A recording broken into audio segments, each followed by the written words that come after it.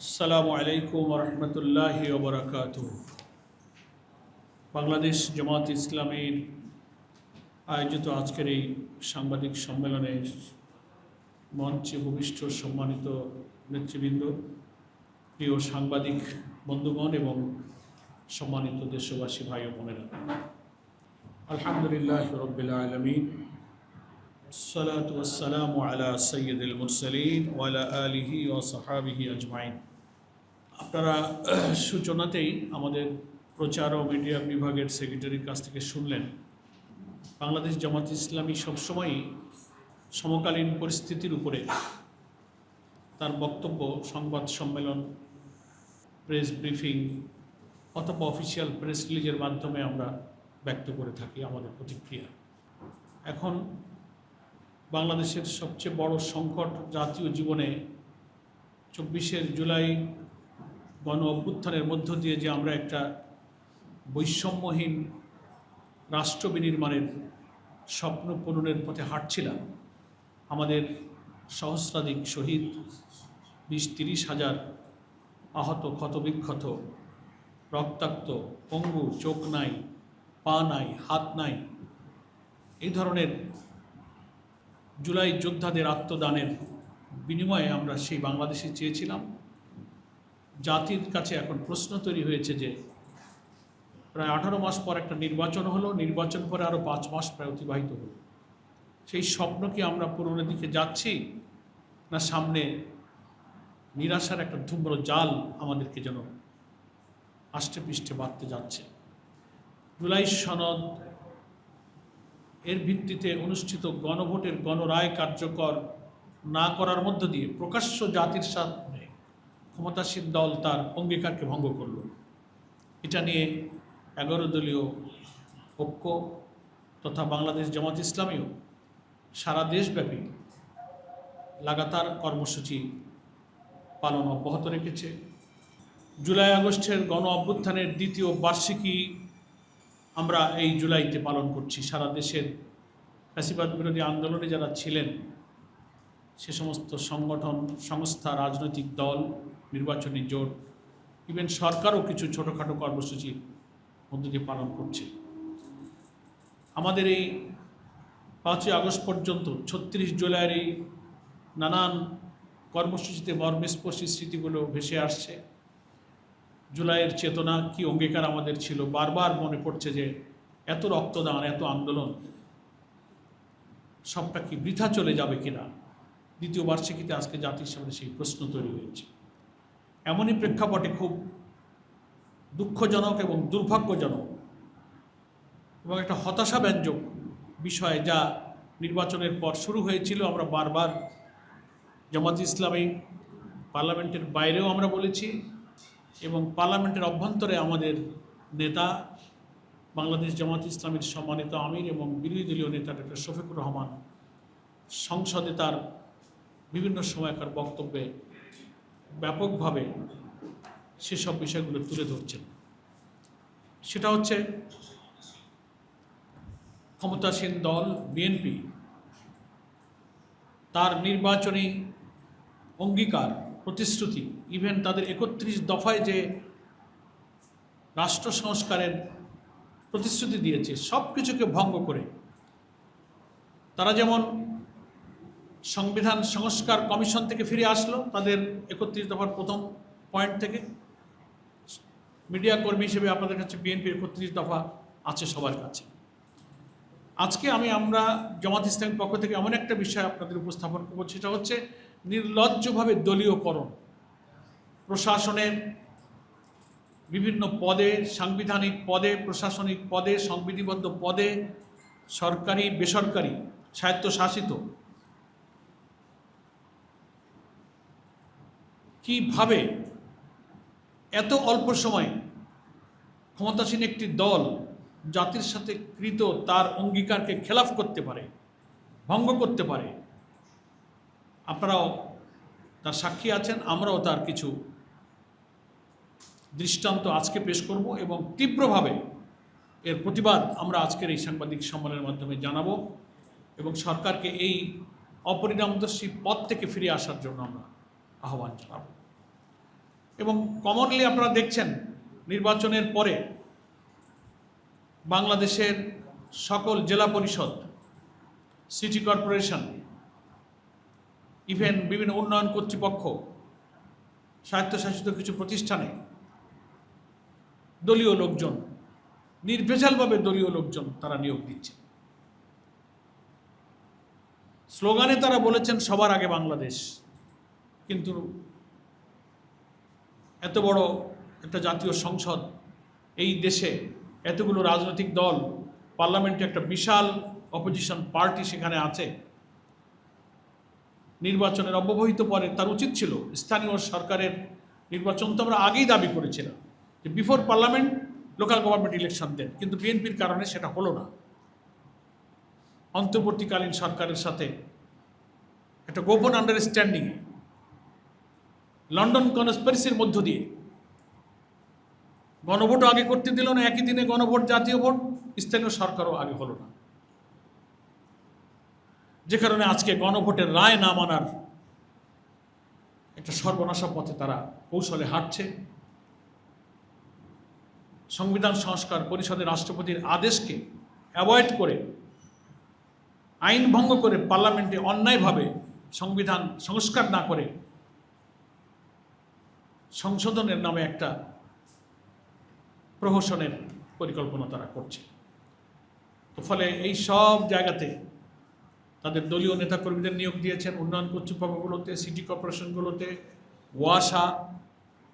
মানুষ বিস্মিত হচ্ছে। আমি দলীয়করণের বিরুদ্ধে, স্বচ্ছ এইসব প্রতিষ্ঠানে নিয়োগ প্রক্রিয়ার ব্যাপারে তাদের 31 দফায় তারা যে অঙ্গীকারটা করেছে, আমি সেটা একটু শুধু পড়ে শুনবো আপনাদেরকে, তারপরে সুনির্দিষ্ট কিছু দলিল আপনাদেরকে দেব। তাদের ঘোষিত 31 দফার 9ম দফা আপনাদের একটু দৃষ্টি আকর্ষণ করছি। 9ম দফাতে তারা বলছেন, স্বচ্ছতা নিশ্চিতকরণে সকল রাষ্ট্রীয়, সাংবিধানিক ও সংবিধিবদ্ধ প্রতিষ্ঠানের পুনর্গঠন। প্রশ্ন, সংকীর্ণ রাজনৈতিক দলীয়করণের ঊর্ধ্বে উঠিয়া, সেন্টেন্সটা খেয়াল করবেন, বিএনপির 31 দফার 9ম দফায়, সংকীর্ণ রাজনৈতিক দলীয়করণের ঊর্ধ্বে উঠিয়া সকল রাষ্ট্রীয়, সাংবিধানিক ও সংবিধিবদ্ধ প্রতিষ্ঠানের স্বচ্ছতা, জবাবদিহিতা ও বিশ্বাসযোগ্যতা পুনঃপ্রতিষ্ঠা করিবার লক্ষ্যে এই সকল প্রতিষ্ঠানে আইনি সংস্কারের মাধ্যমে পুনর্গঠন করা হইবে। এটা তাদের অঙ্গীকার। সংকীর্ণ দলীয়করণের ঊর্ধ্বে উঠবেন তারা, কিন্তু সংকীর্ণতাবাদ 100% দলীয়করণের মধ্যে থেকে ওনারা এখন নিয়োগ প্রক্রিয়া শুরু করেছে। জাতীয় নির্বাচনের পর ঠিক আছে, সিটি কর্পোরেশনগুলো শূন্য, জেলা পরিষদ, বিভিন্ন জায়গায় আপনার স্থানীয় নির্বাচন দিতে পারতেন। বাংলাদেশের সংবিধানে পরিষ্কার বলা আছে, স্থানীয় সরকারের সকল স্তরে নির্বাচিত জনপ্রতিনিধিদের দ্বারাই স্থানীয় সরকার শাসিত হবে। এটা আমাদের কনস্টিটিউশনে বলা আছে। উনি ইলেকশন দিয়ে দিতে পারতেন, কিন্তু নির্বাচন না দিয়ে আপনি প্রশাসক দিলেন। প্রশাসক তো ছিলই, এই যে সব সিটি কর্পোরেশনে প্রশাসক একজন ছিল, সেটাকে সরাই দিয়ে আপনি আবার দলীয় লোকজন দিলেন। আর সারা দেশে আপনি এত রাজনৈতিক দল নিবন্ধিত, পার্লামেন্টে এত দল, একটা দল খুঁজে পেলেন না, সব বিএনপি পাইলেন। ঠিক আছে না, ইলেকশন দেবো, তার আগে আমরা সবাই মিলে দিচ্ছি যখন তখন। সবার আগে বাংলাদেশ তো সবাইকে মিলেমিশে করি না, সবার আগে বিএনপি, তার আগে এমপি। এগুলো হচ্ছে 31 দফার 9ম দফায় ঘোষিত সংকীর্ণ রাজনৈতিক দলীয়করণের ঊর্ধ্বে উঠিয়া। এটা আপনাদেরকে রেফার করলাম। এখন আপনারা সোশ্যাল মিডিয়াতে হয়তো নজর রেখেছেন, গতকালকে 3 জন ছাত্র দলের নেতাকে তারা নিয়োগ দিয়েছে। 1 নম্বর আব্দুল্লাহ আল নোমান, ছাত্রদল ঢাকা মহানগর উত্তরের সহসভাপতি। তাকে বাংলাদেশ বিনিয়োগ উন্নয়ন কর্তৃপক্ষের ডেপুটি ডাইরেক্টর করেছেন 6th গ্রেডে, বিনিয়োগ উন্নয়ন কর্তৃপক্ষ বাংলাদেশে। 2 নম্বর ঢাকা মহানগরী ছাত্রদলের দক্ষিণের সহসভাপতি মেহেদি হাসান আবির, তাকে নিয়োগ দেওয়া হয়েছে মহেশখালী উন্নয়ন কর্তৃপক্ষ। এটা একটা ডেভেলপমেন্ট অথরিটি। গুরুত্বপূর্ণ হাব বাংলাদেশের উন্নয়নের জন্য, সেখানে তাকে ডেপুটি ডাইরেক্টর করা হয়েছে 6th গ্রেড। 3 নম্বর রাকিবুল হাসান রাকিব, সে ঢাকা কলেজের ছাত্র দলের জয়েন্ট সেক্রেটারি। এনজিও বিষয়ক ব্যুরোর ডেপুটি ডাইরেক্টর 6th গ্রেড। এই 3টা নিয়োগ তারা গতকালকে করেছে। আর কালকের মধ্যে আরও কিছু নিয়োগের খবর আপনাদের কাছে আমি দিচ্ছি। সবচেয়ে মানুষকে বিস্মিত করেছে, নির্বাচন কমিশন সচিবালয়ে অতিরিক্ত সচিব পদে 1 বছরের চুক্তিতে জনাব শামসুল আলম নামে একজনকে নিয়োগ দেওয়া হয়েছে। আমরা এর আগে স্টেটমেন্ট করে তাতে আমরা গভীর উদ্বেগ প্রকাশ করে আমরা 26 তারিখে তার নিন্দা করেছি। এবং চিহ্নিত দলীয় ব্যক্তিত্ব তিনি। নির্বাচন কমিশন একটি অতি সংবেদনশীল এবং সাংবিধানিক প্রতিষ্ঠান, সবাই আপনারা জানেন, যার মূল ভিত্তি হল শতভাগ নিরপেক্ষতা এবং জনগণের আস্থা। ইলেকশন কমিশন যদি নিরপেক্ষ না হয় তো বাংলাদেশের সুষ্ঠু নির্বাচনের ভিত্তিটাই নষ্ট হয়ে যায়। কিন্তু অতি সম্প্রতি নির্বাচন কমিশন সচিবালয়ে অতিরিক্ত সচিব পদে শামসুল আলমকে চুক্তিভিত্তিক নিয়োগ দেওয়া হয়েছে, যিনি বিএনপির কর্মকাণ্ডের সাথে সরাসরি যুক্ত ছিলেন অতীতে, এবং তিনি অবসরের পরে বিএনপির একটা নির্দিষ্ট কমিটির গুরুত্বপূর্ণ পদে দায়িত্ব পালন করেছেন। সে কী কমিটি আপনাদেরকে আমি তথ্য দিচ্ছি। বিএনপির স্থায়ী কমিটির সদস্য নজরুল ইসলাম খানের নেতৃত্বে গঠিত সংসদীয় আসনের পুনর্বিন্যাস একটা কমিটি ছিল। সেই কমিটির সদস্য ছিলেন এই শামসুল আলম। তাকে অতিরিক্ত সচিব হিসেবে নির্বাচন কমিশন সচিবালয়ে নিয়োগ দেওয়া হয়েছে। স্পষ্ট একজন দলীয়, আমাদের দুঃখের সাথে এইসব ব্যাপারে যখন কথা বলা হয়, বিএনপির মহাসচিব সহ 2-1 জন ব্যাখ্যা দেন, যেমন বাংলাদেশ ব্যাংকের গভর্নর ইস্যুতে তিনি বিএনপির একটা পলিসি মেকিং জায়গা আছে, না ওটা দলীয় খুব গুরুত্বপূর্ণ জায়গা না, দলের নীতি নির্ধারণের জায়গা। এই যে শামসুল আলম সাহেব নির্বাচনের আসনগুলোর পুনর্বিন্যাস কমিটির মেম্বার, এ কি ছোটোখাটো?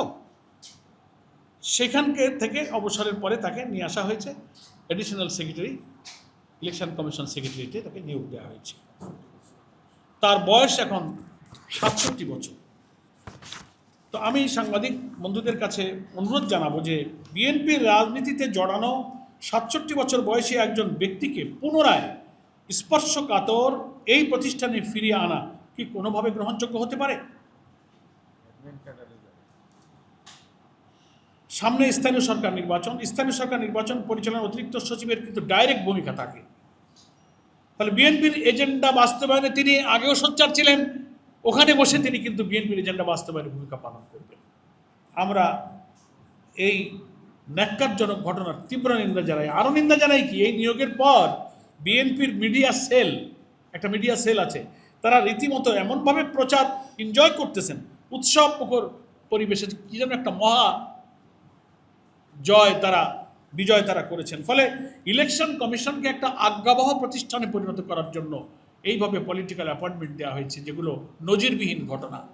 কি করে এই সরকারের পরিচালনায়, এই ইলেকশন কমিশনের তত্ত্বাবধানে আগামী স্থানীয় সরকার নির্বাচনের যে কথা শোনা যাচ্ছে, তা কি করে নিরপেক্ষ হতে পারে, গ্রহণযোগ্য হতে পারে, স্বচ্ছ হতে পারে? ফলে আমরা অবিলম্বে এই শামসুল আলম সাহেবের নিয়োগ বাতিল দাবি করছি। তা না হলে স্থানীয় সরকার নির্বাচন দারুণভাবে প্রশ্নবিদ্ধ।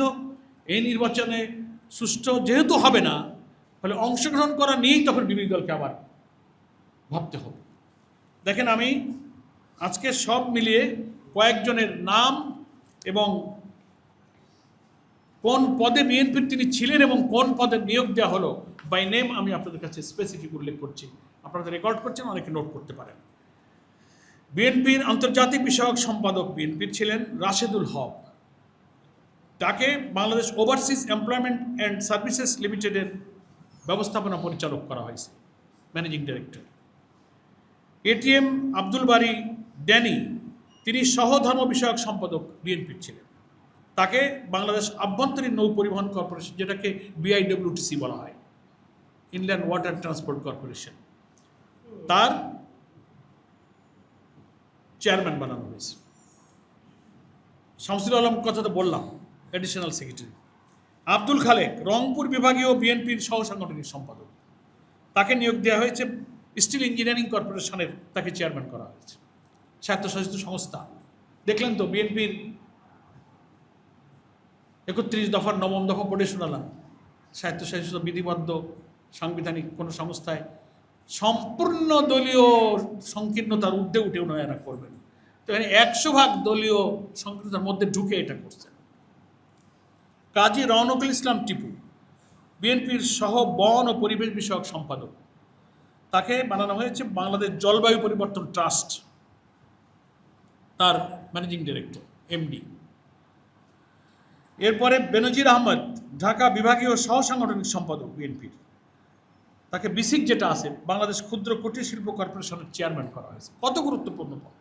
বাংলাদেশের সব জেলায় বিসিকের শিল্পনগরীগুলো আছে, সেখানে ছোট ক্ষুদ্র ইন্ডাস্ট্রি, সেখানে বিনিয়োগ, নানান বেনিফিশিয়ারি পার্টিকে চাঁদাবাজি, টেন্ডারবাজি, ভূমি দখল, এগুলোর মূল সে সমস্ত জায়গা বিনিয়োগ কর্তৃপক্ষ, মহেশখালী বিনিয়োগ কর্তৃপক্ষ, অমুক কর্তৃপক্ষ, বিসিক, স্টিল ইঞ্জিনিয়ারিং কর্পোরেশন, আভ্যন্তরীণ নৌ চলাচল কর্তৃপক্ষ, সব জায়গায় হচ্ছে ব্যবসা। তো এগুলো আমরা শুনি, দেখি, আর আওয়ামী লীগের আমলের দলীয়করণ দুর্নীতির মহা জমজমাট যে হাট বাজার বসাইছিল, এখন তো 5 মাসেই তো আমরা এখন সেই হাট বাজারের আলামত দেখতে পাচ্ছি। নেক্সট, শেষ হয়নি, আরও 6 জন আছে। মোসাদ্দেক হোসেন বুলবুল, খুব পরিচিত লোক, বিএনপির বন ও পরিবেশ বিষয়ক সম্পাদক, রাজশাহীর মেয়র ছিল, খেয়াল আছে তো আপনাদের। তাকে কোথায় বসাইছেন? বিএফআইডিসি, যেটাকে বলা হয় বন শিল্প উন্নয়ন কর্পোরেশন, এটা একটা সরকারের স্বায়ত্তশাসিত সংস্থা। Bangladesh forest industries development corporation, তার চেয়ারম্যান করা হয়েছে মোসাদ্দেক হোসেন বুলবুল। নেক্সট, মোহাম্মদ কামরুজ্জামান, সাবেক কেন্দ্রীয় সহসভাপতি, দপ্তর সম্পাদকের দায়িত্বপ্রাপ্ত ছিলেন যুব দলের, তাকে বাংলাদেশ জাতীয় সমাজ কল্যাণ পরিষদের নির্বাহী সচিব করা হয়েছে। জাতীয় সমাজ কল্যাণ পরিষদ সোশ্যাল ওয়েলফেয়ার এবং চ্যারিটেবল কাজের প্রচুর ফান্ড, এখানে ওনাকে নির্বাহী সচিব করা হয়েছে। সালাউদ্দিন সরকার, যিনি জাতীয়তাবাদী শ্রমিক দলের কেন্দ্রীয় কার্যকরী কমিটির কার্যকরী সভাপতি ছিলেন, তাকে সরকারের শ্রম মন্ত্রণালয়ের অধীনে একটা প্রতিষ্ঠান আছে বাংলাদেশ শ্রমিক কল্যাণ ফাউন্ডেশন, যেখান থেকে শ্রমিকদেরকে নানান চ্যারিটি, সোশ্যাল ওয়েলফেয়ার জাতীয় নানান ধরনের সহযোগিতার ফান্ড দেওয়া হয়, তার উনি ডিজি, মহাপরিচালক, ডিরেক্টর জেনারেল করা হয়েছে। চিন্তা করতে পারেন, সবার আগে বাংলাদেশ, সবার আগে বিএনপি এবং তার লোকজন। ফান্ড কোথায়, টাকা কোথায়, লুটপাটের বাজার কোনটা, সব বাজারের ইজারাদারি ওনাদের থাকতে হবে। নেক্সট, শামসুজ্জামান সুরুজ, জাতীয় নির্বাহী কমিটির সদস্য বিএনপি, তাকে কোথায় নেওয়া হয়েছে? চিনি ও খাদ্য শিল্প কর্পোরেশন, তার চেয়ারম্যান করা হয়েছে। জাকির হোসেন সিদ্দিকী, সাবেক কেন্দ্রীয় সহসভাপতি যুব দলের, তাকে বাংলাদেশ তাঁত বোর্ডের চেয়ারম্যান, সব গুরুত্বপূর্ণ বড় বড় জায়গা তাঁত বোর্ডের চেয়ারম্যান করা হয়েছে। মামুন হাসান, জাতীয় নির্বাহী কমিটির সদস্য বিএনপির, তাকে বাংলাদেশ জুট কর্পোরেশনের chairman, BGC, Bangladesh jute corporation, খুব গুরুত্বপূর্ণ। জুট, চিনি, শিল্প, খাদ্য, আভ্যন্তরীণ নৌ চলাচল, বিসি, স্টিল ইঞ্জিনিয়ারিং, মোটামুটি হাট বাজারগুলো আর নাই, চাঁদাবাজির সব মার্কেট, যাদের স্লোগান হলো সবার আগে বাংলাদেশ, সবার আগে বিএনপি। সম্মানিত সাংবাদিক বন্ধুগণ, আমি এর 2-1টা কপি দেবো, আপনারা প্রয়োজনে ফটো করে নিতে পারবেন, আপনারা হয়তো রেকর্ড করছেন। তো আমাদের কথা হলো যে একেবারে দলীয়করণ তো হয়ে গেল, ইলেকশন কমিশনের এডিশনাল সেক্রেটারি, স্থানীয় সরকার নির্বাচন সামনে রেখে এমন একজন নীতি নির্ধারণী ব্যক্তিকে, যিনি বিএনপির পারপাস সার্ভ করেছেন, ওখানে এসে তিনি ইলেকশনটাকে কি করে বিএনপির ঘরে নেবেন দলীয়করণ করে, সেই ষড়যন্ত্রের জন্য এখানে বসানো হয়েছে। আমরা আজকে এই যে ছাত্র দলের নেতৃবৃন্দ, বিএনপির নেতৃবৃন্দ, অবসরপ্রাপ্ত 67 বছর বয়সী, যিনি নজরুল ইসলাম খান ভাই, আমাদের খুব সিনিয়র একজন রাজনৈতিক নেতা, তিনি অসুস্থ, তার সঙ্গে কাজ করেছেন। তিনি তো পলিটিক্যাল লিডার করবেনই, কিন্তু আসন পুনর্বিন্যাস কমিটির দলীয় পলিসি মেকিং জায়গায় তিনি ছিলেন, শামসুল আলম, সেই লোককে নিয়োগ দেওয়া হয়েছে। আমরা আজকে তাকে সহ এই সমস্ত রাজনৈতিক নিয়োগ বাতিল করতে অনুরোধ করছি। তা না হলে এই নির্বাচন নিরপেক্ষ হবে না। জনগণের কাছে যে বার্তা যাচ্ছে, তাতে যে জন্য জুলাই অভ্যুত্থানের এত রক্ত, এত আন্দোলন, দুর্নীতিমুক্ত, দলীয়করণ মুক্ত, ভিন্ন মতের বিরুদ্ধে দমনপীড়ন হবে না, কত কথা আমরা বলেছি। বৈষম্যহীন মেধার ভিত্তিতে চাকরি বাকরিতে এখন আর ইন্টারভিউ আর মেধার দরকার নাই। বিএনপির একটা পোর্টফোলিও, ছাত্রদলের একটা পোস্ট হোল্ড করতে পারলেই ওটি কোয়ালিফিকেশন। এটাই এখন বোঝা যাচ্ছে। তাহলে এই ফ্যাসিবাদের বিরুদ্ধে যত বক্তৃতা করেছি, আওয়ামী লীগ সব দলীয়করণ করলো, সব ছাত্রলীগ বসাইলো, শুধু নামটা পাল্টে গেছে, চরিত্র সব এখন ঠিক হয়ে গেছে। বেশি দীর্ঘ আর বক্তব্য রাখবেন। আমার নেতৃবৃন্দ পাশে আছেন, আপনারা সকলের পরিচয় জেনেছেন। আমাদের সহকারী সেক্রেটারি জেনারেল বৃন্দ, মৌলানা এটিএম মাসুম, হামিদুর রহমান আজাদ, মৌলানা আব্দুল হালিম, এহসানুল মাহবুব জুবায়ের, অ্যাডভোকেট মোয়াজ্জেম হোসেন হেলাল, আমাদের মিডিয়া উইংসের সদস্য জাহিদুল ইসলাম, সবাই আছেন।